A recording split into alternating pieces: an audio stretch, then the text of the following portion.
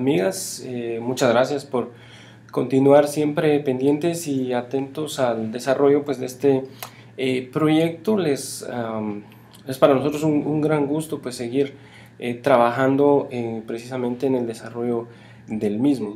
Tal y como se había dicho, pues prácticamente hemos concluido la primera fase ya de lo que es el proceso penal.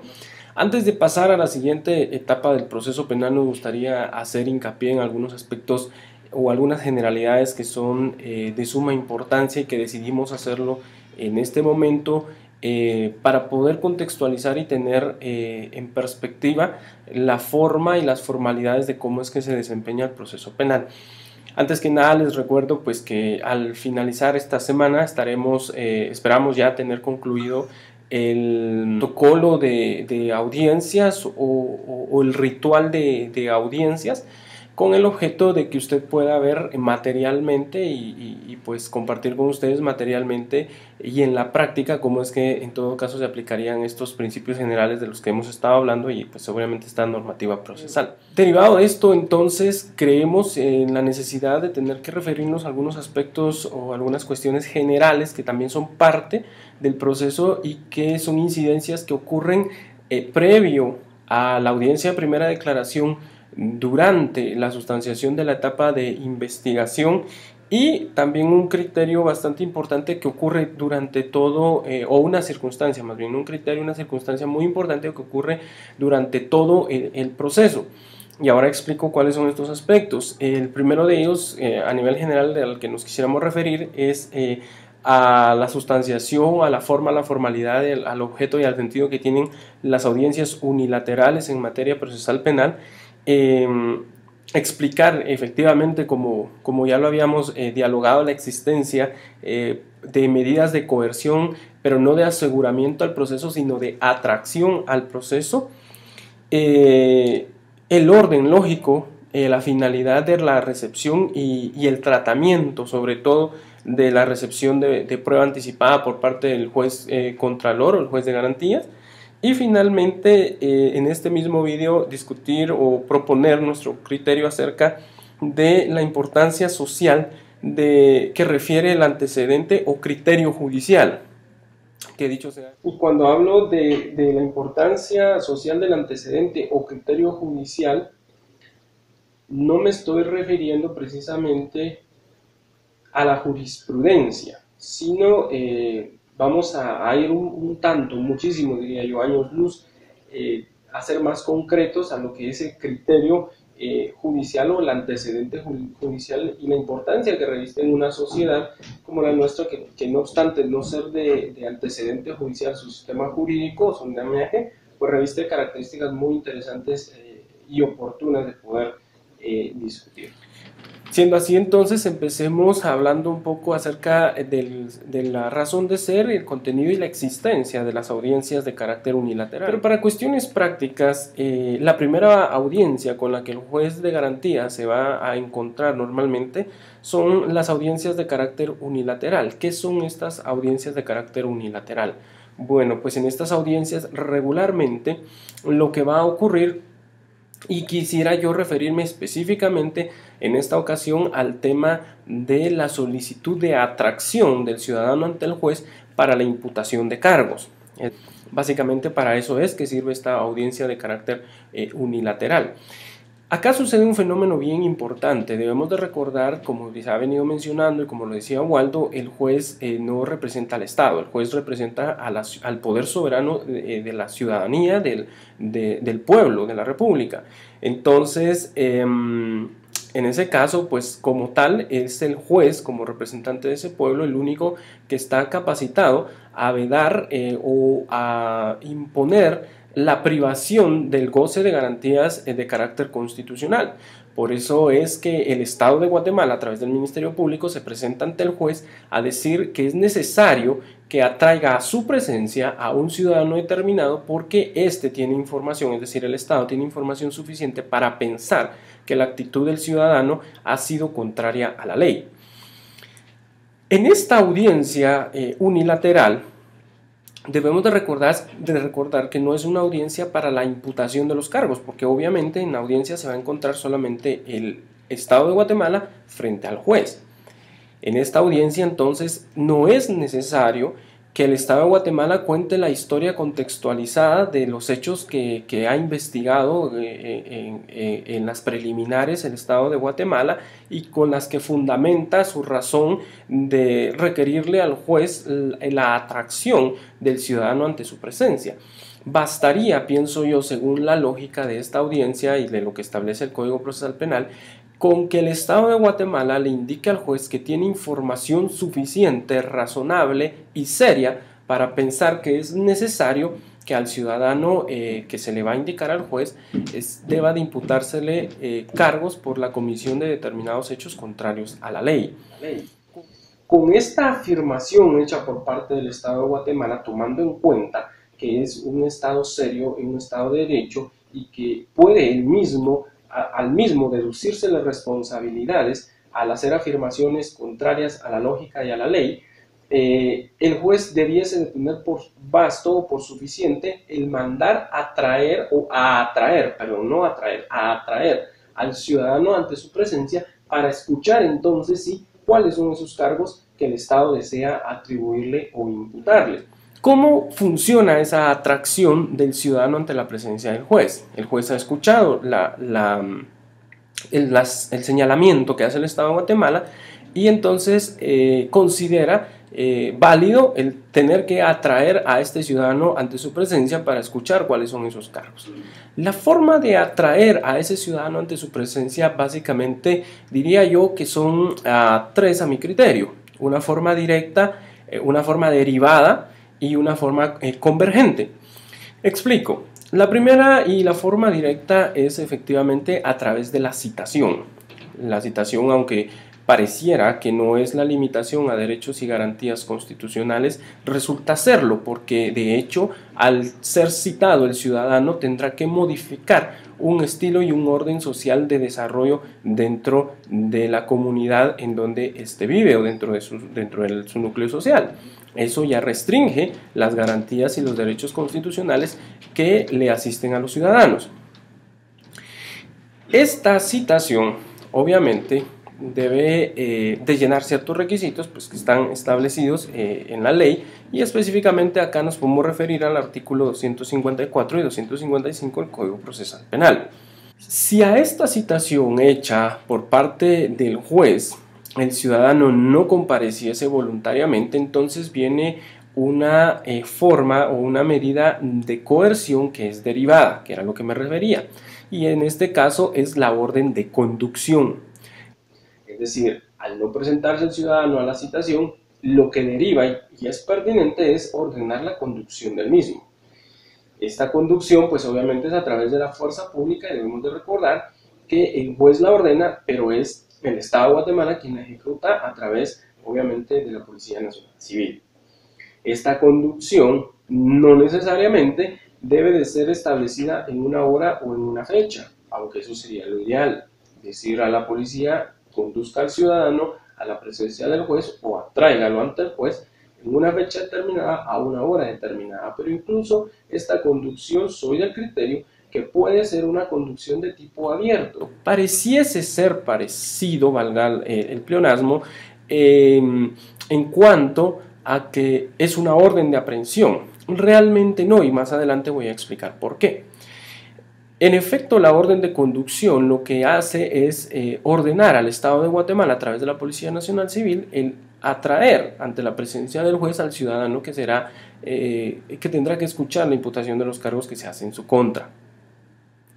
La tercera medida de coerción, la más drástica y que es una medida compleja, no es tan sencilla como pareciese, es la medida establecida en el artículo 266 del Código Procesal Penal, y aquí nos estamos refiriendo a la orden de aprehensión, que decía, esta es una medida divergente, no convergente, es una medida divergente de las dos anteriores. Para poder ordenar la aprehensión de un ciudadano, recordemos que no basta con el simple requerimiento del Estado de Guatemala en decir necesito que se atraiga al ciudadano ante el juez para que escuche la imputación de los cargos. Y con esto el juez tomar la determinación, bueno, tráiganlo, y es a través de la orden de aprehensión. ¿Se puede hacer? Probablemente sí se puede, sí se encuentra fundamento legal, puesto que el Código Procesal Penal establece que el juez puede hacer valer cualquier medida de coerción para asegurar precisamente el desempeño, el desarrollo normal del proceso. Sin embargo, voy a explicar quizá unos párrafos más adelante por qué esto no es del todo sano hacerlo. Ahora bien, entonces, esta medida debe de obedecer a una característica importante, pero una característica que tenemos que señalar y remarcar. La orden de aprehensión no puede emanar por el simple requerimiento del Estado de Guatemala en contra o en base a la necesidad de atraer al ciudadano ante el juez. Esta orden de aprehensión debe de emanar de la declaratoria de rebeldía del ciudadano, es decir, tener por establecido que en efecto el ciudadano sí está rehuyendo a la presencia delante del juez. Pero la rebeldía no es un simple acto basado en una solicitud tampoco, es decir, no se puede decir, señor juez, usted ya citó al ciudadano, el ciudadano no se presentó, señor juez, él está evadiendo a la justicia, declárelo rebelde y tráigalo por orden de aprehensión. Allí entonces considero yo que se estarían vulnerando garantías procesales y por ende, pues obviamente los derechos constitucionales y las garantías constitucionales establecidas y desarrolladas en el Código Procesal Penal. ¿Por qué? Porque en efecto, para poder declarar la rebeldía de una persona, debe de determinarse que ésta efectiva y materialmente está evadiendo a la justicia. Es decir, no es un acto antojadizo o un pensamiento o una apreciación simple del Estado de Guatemala al decirle al juez, mire, él no vino y entonces pues él declárelo rebelde. No es así. Tendría en todo caso que demostrarse materialmente que este ciudadano efectivamente ha recibido la citación, la conducción no ha sido posible porque ha tenido la suficiente sagacidad para evadir a la fuerza pública, que eso ya refiere un acto bastante grave y contrario a la ley, y finalmente, pues, probados estos extremos, se hace necesaria la aprehensión del ciudadano. Bajo esos parámetros, creo que ha de interpretarse la orden de aprehensión.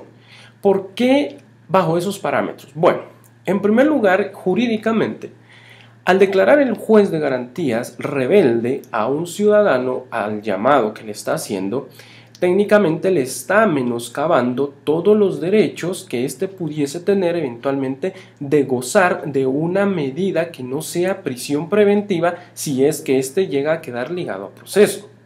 Ese es un efecto bastante fuerte.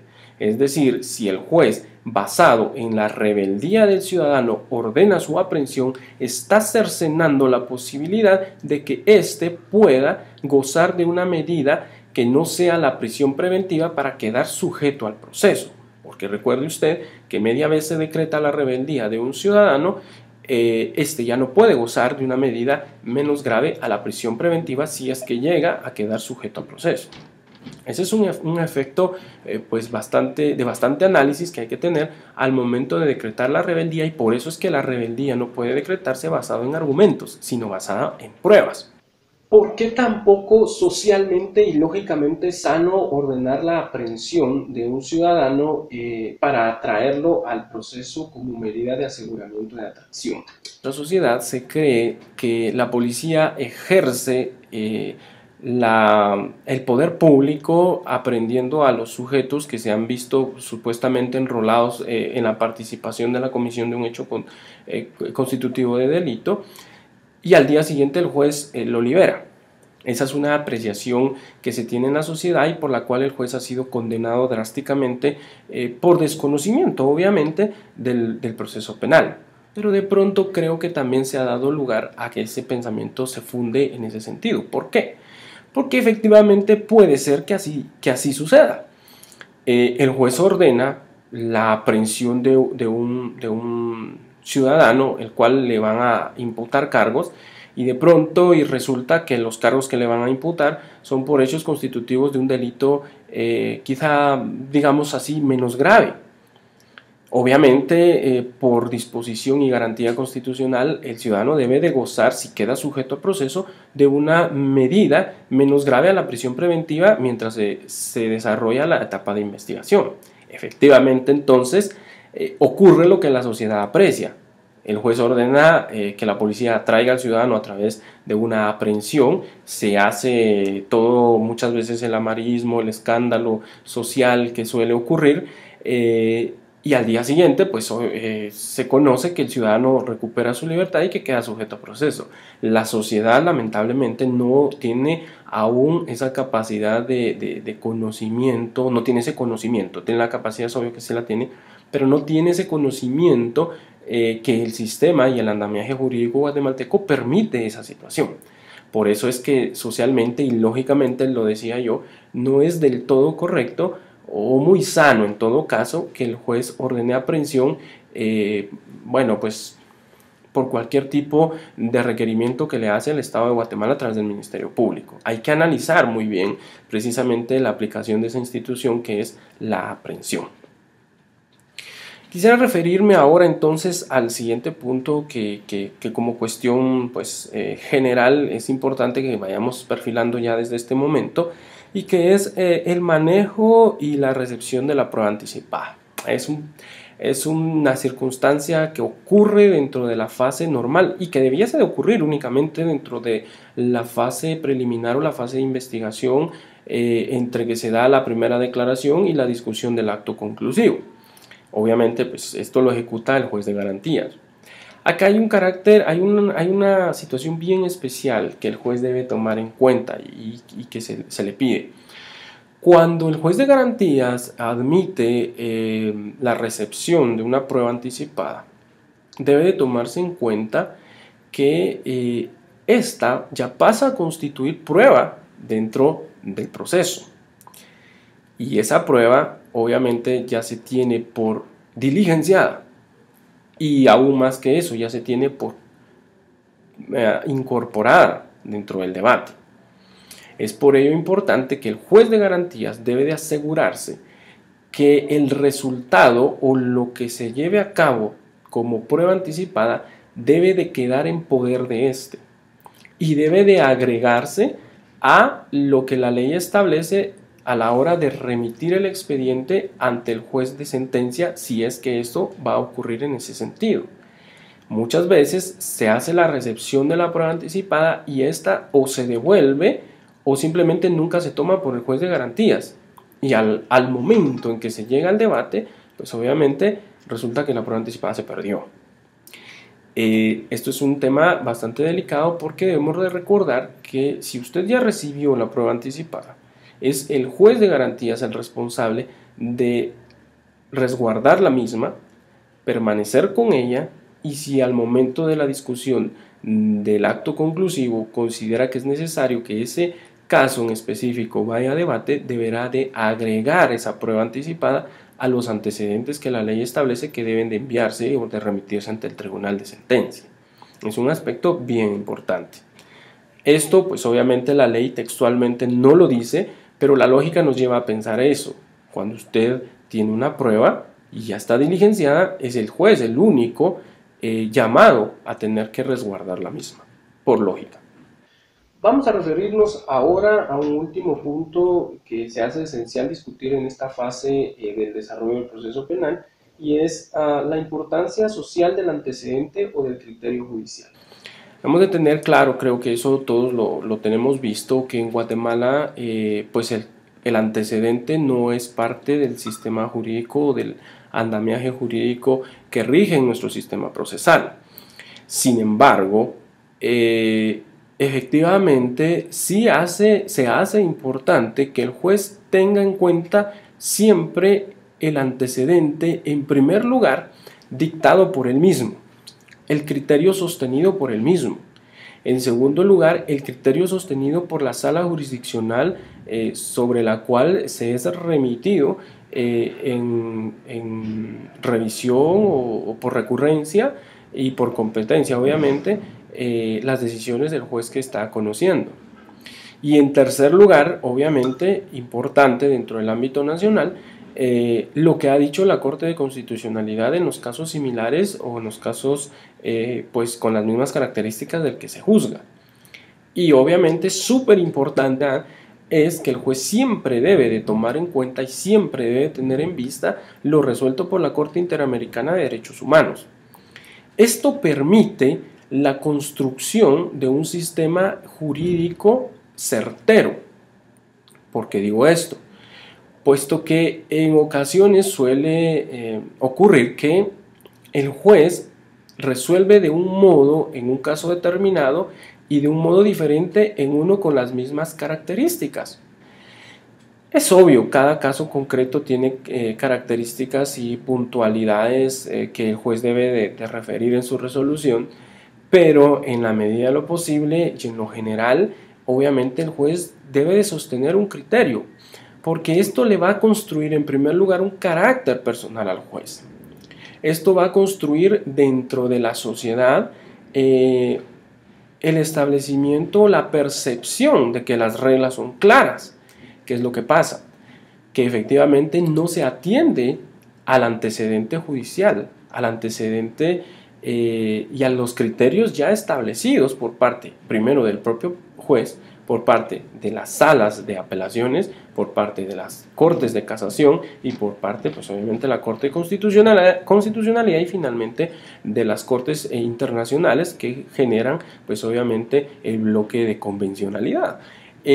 Por eso y de ello deviene la importancia efectivamente de respetar el antecedente y el criterio judicial.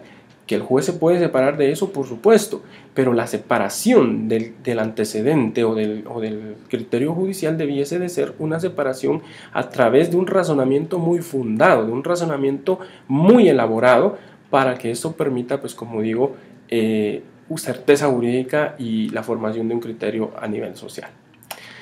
Con estas generalidades hemos terminado entonces la primera fase del desarrollo de este programa, que ha sido para nosotros muy satisfactorio.